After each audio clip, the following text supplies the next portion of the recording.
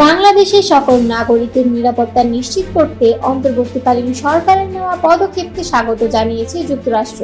একই সঙ্গে যে কোনো দেশের সংখ্যালঘু সম্প্রদায়ের বিরুদ্ধে সহিংসতা ও অসহিষ্ণুতার বিরোধিতা করেছে ওয়াশিংটন।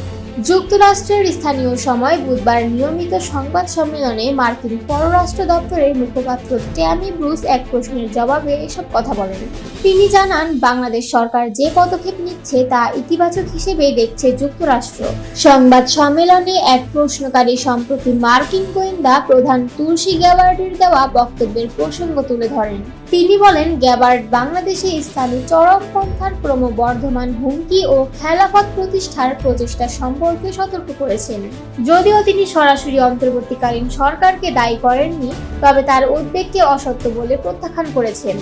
একই সঙ্গে তিনি ঢাকা বিশ্ববিদ্যালয়ে খেলাফতের পক্ষে হওয়া বিশাল সমাবেশের বিষয়টি উল্লেখ করেন এবং পরিস্থিতি নিয়ে গভীর উদ্বেগ প্রকাশ করেন। এ সময় তিনি জানতে চান, চলমান এই পরিস্থিতির প্রেক্ষিতে যুক্তরাষ্ট্র ইউনূস সরকারের বিরুদ্ধে কোনো কঠোর ব্যবস্থা, বিশেষ করে নিষেধাজ্ঞা আরোপের পরিকল্পনা করছে কিনা।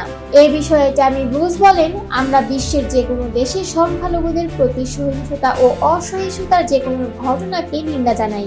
পাশাপাশি বাংলাদেশের সকল নাগরিকের নিরাপত্তা নিশ্চিত করতে অন্তর্বর্তীকালীন সরকার যে পদক্ষেপ নিয়েছে তা আমরা স্বাগত জানাই।